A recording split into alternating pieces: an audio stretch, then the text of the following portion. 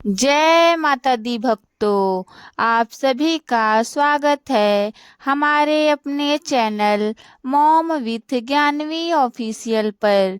और आज हम सुनेंगे नवरात्र के तीसरे दिन की व्रत कथा। आप सभी को नवरात्रि की तृतीया तिथि की हार्दिक शुभकामनाएं। तृतीया तिथि के दिन माँ भगवती की चंद्र घंटा स्वरूप की पूजा की जाती है और माँ चंद्रघंटा को राक्षसों का वध करने वाली देवी भी माना जाता है। माँ अपने भक्तों के दुख दूर करने के लिए हाथों में त्रिशूल, तलवार और खड्ग धारण करती है। माता के मस्तक पर घंटे के आकार का अर्धचंद्र बना होने के कारण ही इन्हें चंद्र घंटा कहा जाता है। माँ चंद्र घंटा का शरीर सोने के समान चमकता ही रहता है। 10 भुजाओं वाली देवी शेर की सवारी करती है और साथ ही गले में सफेद फूलों की माला भी पहनती है। आज के समय की जाने वाली पूजा में मंदिर में घंटी जरूर बजानी चाहिए।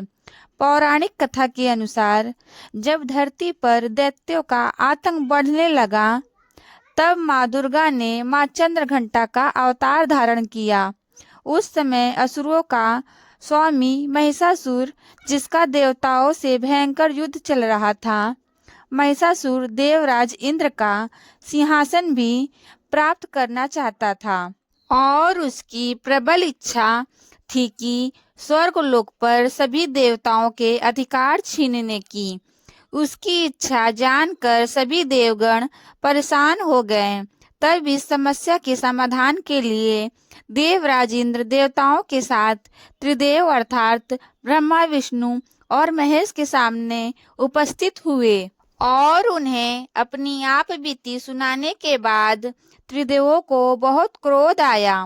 क्रोध के कारण तीनों से जो ऊर्जा उत्पन्न हुई, उससे एक देवी उत्पन्न हुई, जिन्हें भगवान शिव ने अपने त्रिशूल और भगवान विष्णु ने अपने चक्र प्रदान किए और ब्रह्मा ने उन्हें कमल का फूल अर्पित किया।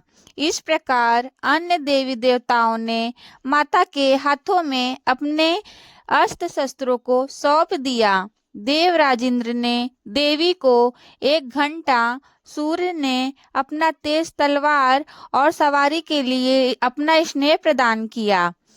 इसके बाद माँ चंद्रघंटा ने महिषासुर से युद्ध प्रारंभ किया। महिषासुर को आभास हो गया कि अब उसका काल माँ चंद्रघंटा क्रोध से भरी हुई थी और माँ पर आक्रमण कर दिया। इसके बाद देवताओं और असुरों में भयंकर युद्ध छिड़ गया। कई हजारों वर्ष तक युद्ध हुआ और इस प्रकार माँ चंद्रघंटा ने महिषासुर का वध कर दिया। माँ चंद्रघंटा शुभ नाम के दैत्य के अलावा और कई बड़े दैत्यों का संहार किया था। सभी दैत्यों के मर जाने पर सभी देवता जय जयकार करने लगे। जो भी भक्त सच्चे मन से माँ चंद्रघंटा की पूजा करता है और इस कथा को सुनता है, माँ चंद्रघंटा उसकी सभी मनोकामनाएं पूर्ण करती हैं। नवरात्रि के तीसरे दिन की पूजा में माँ चंद्रघंटा को लाल या पीले फूल अर्पित करने चाहिए और शहद, बर्फी का भोग माँ चंद्रघंटा को लगाना चाहिए। माँ चंद्रघंटा की पूजा करते समय कुछ विशेष मंत्रों का जाप करना चाहिए। यह मंत्र है: या देवी सर्वभूतेषु शक्ति रूपे संस्थिता, नमस्तुभ्यं नमस्तुभ्यं नमस्तुभ्यं नमो नमः। और ओम देवी चंद्रघंटाय दैत्य नमः।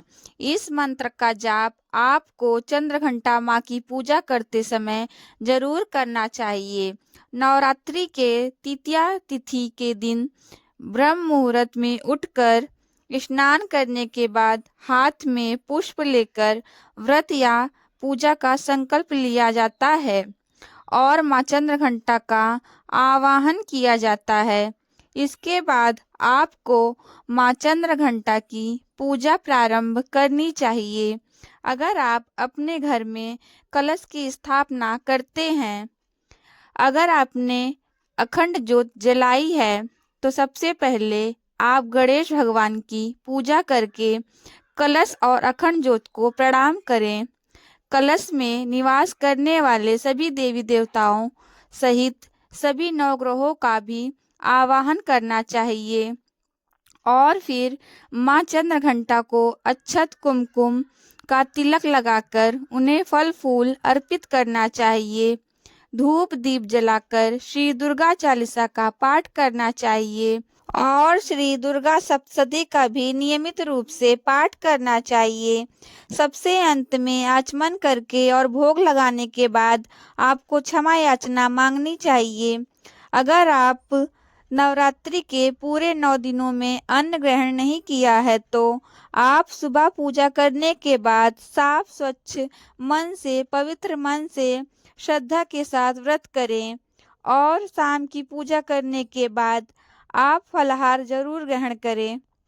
जैसे कि आपने संकल्प लिया होगा, पहले दिन से आप नमक का भोजन करना चाहते हैं या फिर मीठा भोजन करना चाहते हैं, तो आप उसी प्रकार को भोजन ग्रहण कर सकते हैं। आज की वीडियो में उम्मीद करती हूँ यह जानकारी आपको पसंद आई होगी। फिर मिलते हैं ऐसी एक और धार्मिक वीडियो के साथ। तब तक के लिए हमारे channel mom with Gyanvi official को सब्सक्राइब कर लीजिए और पास वाले बेल आइकन को प्रेस करना ना भूलिए और कमेंट में ज़रूर लिखें जय माँ चंद्रघंटा। फिर मिलते हैं ऐसी एक और वीडियो के साथ। तब तक के लिए आप सबका बहुत बहुत धन्यवाद। आपका दिन मंगलमय हो।